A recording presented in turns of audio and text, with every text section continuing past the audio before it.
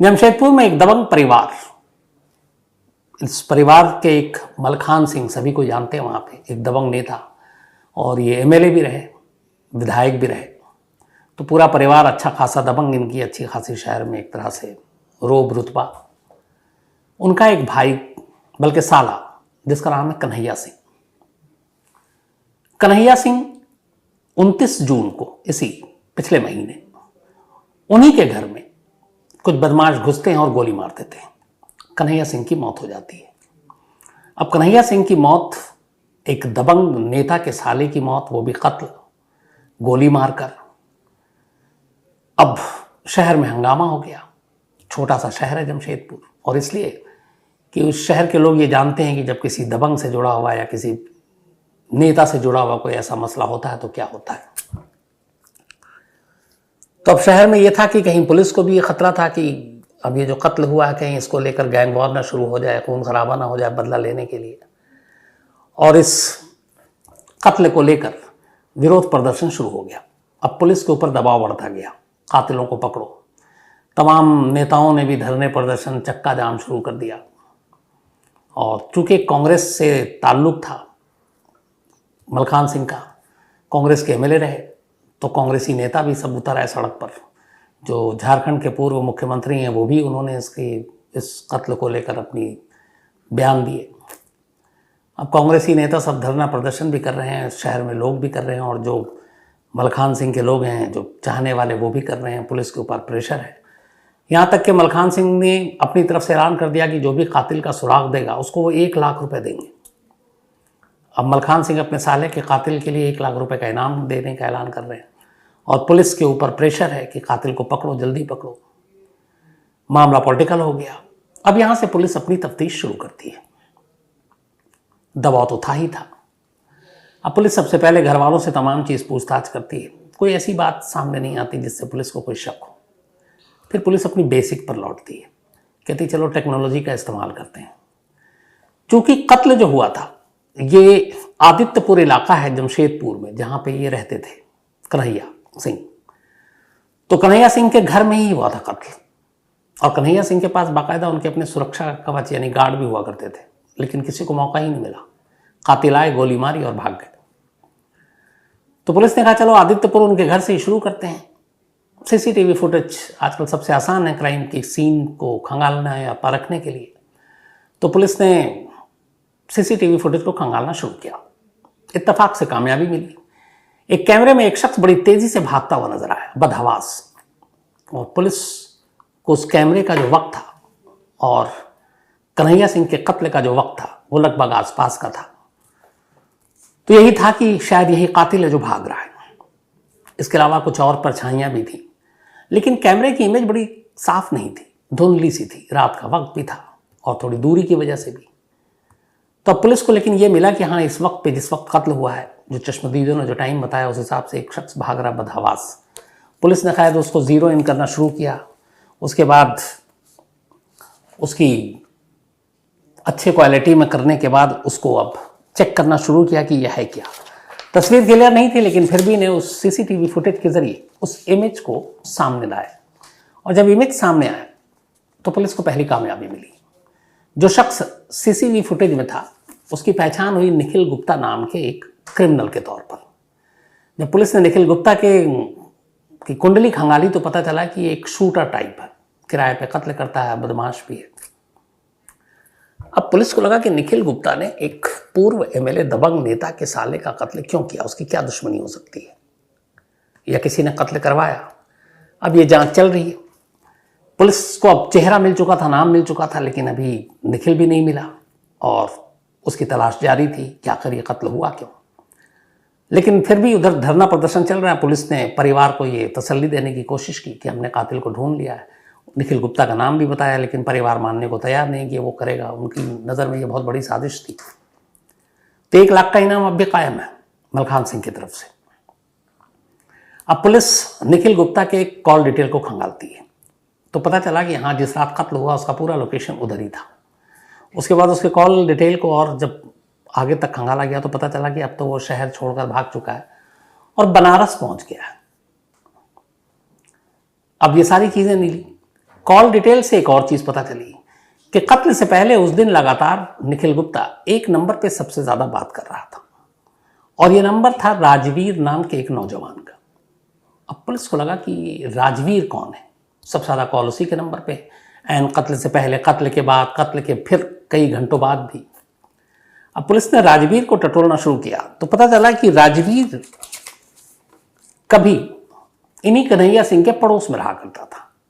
अब राजवीर की और कुंडली खंगाली गई तो पता चला कि राजवीर कन्हैया सिंह की एक बेटी जिसका नाम अपर्णा सिंह है, उसका बॉयफ्रेंड हुआ करता है।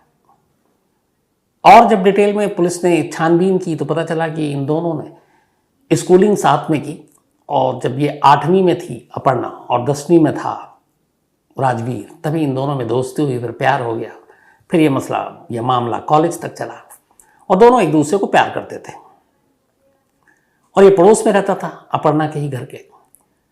तो मुखबिरों और बाकी लोगों से पता चला कि इन दोनों के इस प्यार के रिश्ते की खबर कन्हैया सिंह को लग गई और कन्हैया सिंह ने इसके ऊपर फिर गुस्सा हुए, अपनी बेटी को डांटा और साथ में फिर राजवीर को बुलाकर कई बार डांटा।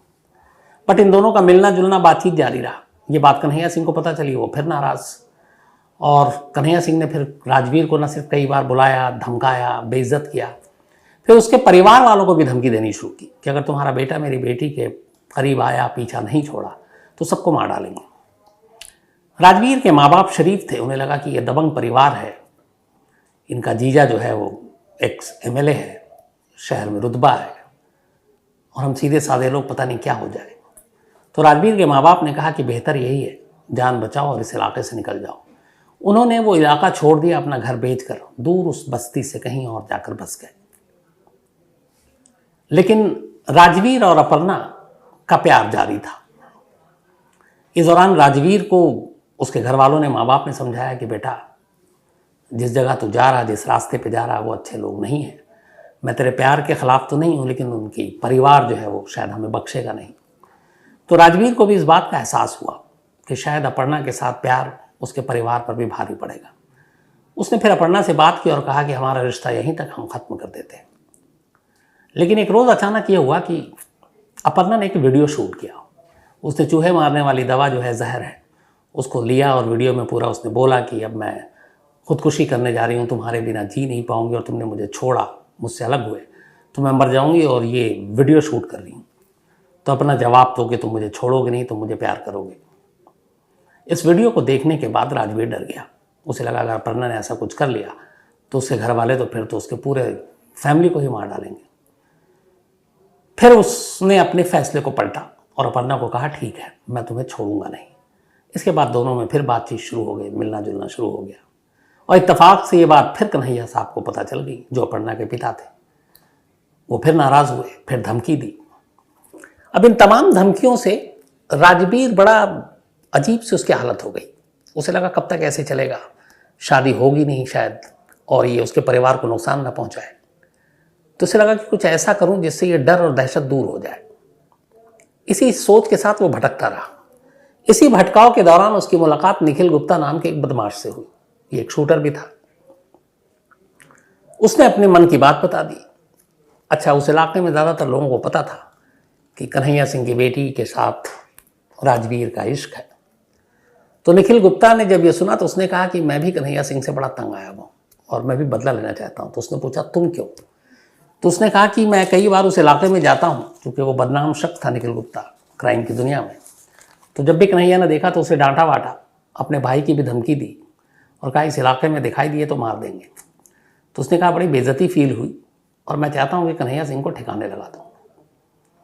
अब दो लोग एक साथ एक सोच के साथ आ गए, वो ये कि कन्हैया सिंह को ठिकाने लगाते हैं। और इसी के बाद इन्होंने प्लानिंग शुरू की।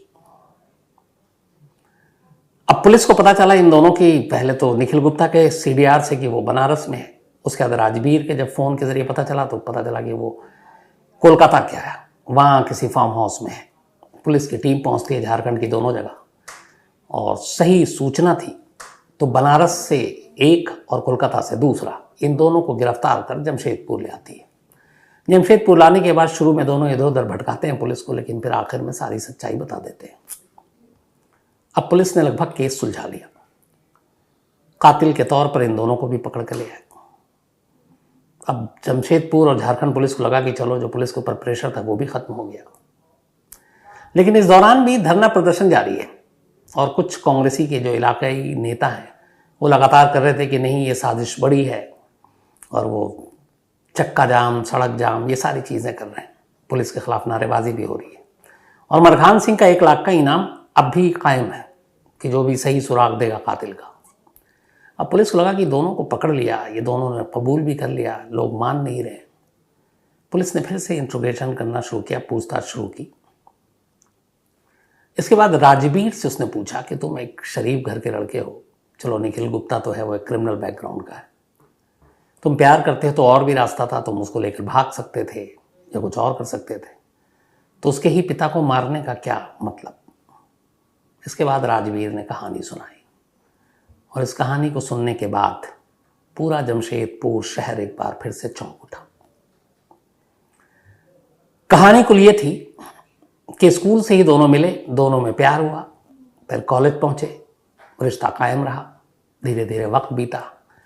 लेकिन अपर्णा के पिता को ये बात पता चली। अपर्णा की शादी वो अब कहीं और करना चाहते थे। अपर्णा राजवीर से करना चाहती थी, राजवीर से वो करना नहीं चाहते थे। और ये बात धीरे धीरे अपर्णा के मन में बैठ गई कि उसके घर वाले शादी करने नहीं देंगे, और वो शादी के लिए जिद में थी कि वो करेगी तो राजवीर से, और कोई रास्ता उसे नजर नहीं आ रहा था। पिछले बर्थडे में, अपर्णा का बर्थडे उसके घर वालों ने बड़ी धूमधाम से मनाया। उसके पिता ने भी कहा कि चलो अब इसको भुला देते हैं राजवीर, और उसकी कहीं अच्छा लड़का देखकर शादी कर देते हैं। उन्होंने इस बर्थडे पे 1 लाख रुपए की हीरे की एक अंगूठी अपनी बेटी को तोहफे में दी। कन्हैया सिंह ने अपर्णा को, अपनी बेटी को। बर्थडे के बाद लगा सब कुछ ठीक ठाक है, लेकिन अपर्णा कुछ और सोच कर बैठी थी। उसे मालूम था कि जब तक उसके पिता हैं, उसकी यह ख्वाहिश कभी पूरी नहीं होगी कि राजवीर से उसकी शादी हो जाए। इसी के बाद उसने एक दिन राजवीर से कहा, उसने कहा कि देखो मैं तुम्हारे बिना एक दिन वीडियो बनाई थी कि मैं जहर खाकर मर जाऊंगी। अब मुझे लगता है हमारे बीच में अगर कोई आएगा तो उसको भी बचने और रहने का मतलब नहीं है, और हमारे और तुम्हारे इस रिश्ते के बीच में सबसे बड़ी दीवार में खुद मेरे बाप है, तो अगर मेरे बाप को रास्ते से हटा दो तो शायद हमारा मसला हल हो जाएगा। उधर राजवीर भी अपने परिवार और उसकी जो बेइज्जती हुई थी वो उसके अंदर एक तरह से बदला लेने की एक वो थी कि वो बदला लेना चाहता है। अब लगा कि जब एक बेटी ही अपने बाप को रास्ते से हटाने की बात कर रही है तो वो भी तैयार हो गया। इसके बाद तय हुआ कि ठीक है, और इसी दौरान में निखिल गुप्ता से मुलाकात हो गई। निखिल गुप्ता ने कहा ठीक है मैं गोली मारूंगा, लेकिन एक पिस्टल की ज़रूरत पड़ेगी। अब क्या करें, तो एक और लड़के की एंट्री होती है जो वहीं के एक कांग्रेसी नेता का नाबालिग बेटा है। उसकी दोस्ती पटना में कुछ लोगों से थी। वो वहाँ पहुँचते हैं और करीब 6,500-7 हज़ार रुपये में कट्टा खरीदते हैं।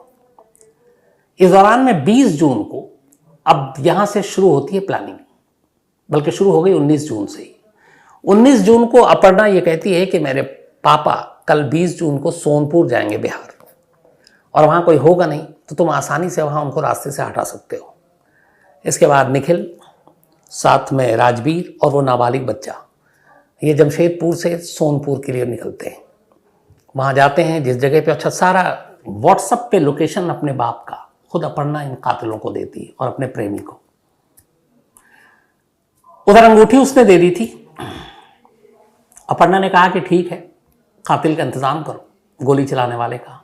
राजवीर ने निखिल गुप्ता का इंतजाम किया। निखिल गुप्ता ने कहा कि मेरा इसमें फ़ायदा क्या है, मुझे पैसे चाहिए। तो उसे 5,000 रुपये कैश, एक शराब की बोतल ये दी गई। उसने कहा ये कम है, तो उसने कहा ये लो।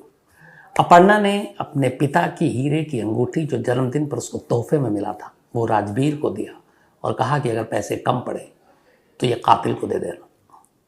राजवीर के पास पैसे थे नहीं। उसने 5,000 रुपये और शराब की बोतल के अलावा कहा ये लो, इसकी कीमत 1 लाख रुपए है, ये अंगूठी तुम सुपारी के तौर पर रख लो। निखिल ने वो अंगूठी रख ली। इसके बाद ये लोग सोनपुर पहुँचे। कट्टा ले चुके थे, लेकिन वहाँ देखा कि काफ़ी भीड़ है और उस भीड़ में गोली चलाकर भागना मुश्किल है। तो इनका ये इरादा वहीं ख़त्म हो गया, प्लान ड्रॉप हो गया और ये लोग बिना कन्हैया को गोली मारे वहाँ से वापस लौट आए। अब अपर्णा ने कहा कि मैं तुम्हें इन्फॉर्म करती रहूंगी कब मेरे पापा अकेले होंगे। 20, 21, 22, 23 गुजरता रहा। 29 जून की शाम को अचानक अपर्णा ने कहा कि आज कुछ फंक्शन है किसी एक घर में, तो पापा लेट आएंगे, और जब लेट आएंगे तो सन्नाटा होगा मेरे घर के आसपास, तो आज मौका है। 29 जून की रात को पहले से ही उसने निखिल गुप्ता और राजवीर को अपने घर में बुलाया और छत पर छुपा दिया। देर रात इसके फादर लौटते हैं। जैसे ही वो घर में सीढ़ी पर चढ़ रहे होते हैं, निखिल गुप्ता कट्टा निकालता है और गोली मार देता है, और इसके बाद वो लोग वहाँ से भाग जाते हैं। और इस तरीके से एक बाप ने जो अपनी बेटी को जन्मदिन पर तोहफे में एक हीरे की अंगूठी दी, बेटी ने वही अंगूठी अपने उसी बाप के सुपारी के नाम कर दी। अब दूसरा ये कि इधर जीजा जो है उधर मलखान सिंह, उन्होंने 1 लाख का इनाम का ऐलान कर रखा है। नेता जो हैं वो सड़क पे धरना प्रदर्शन कर रहे हैं, और उस पूरे धरना प्रदर्शन को कातिलों को पकड़ने के लिए जो लीड कर रहा था एक नेता कांग्रेस का, उसका अपना नाबालिग बेटा, पता चला कि इस पूरे कत्ल की साजिश में वो भी शामिल है। और ये जो शामिल है नाबालिग, इसने कत्ल के लिए वो कट्टा दिलवाया पटना से 6,500 से 7,000 रुपए के दरमियान।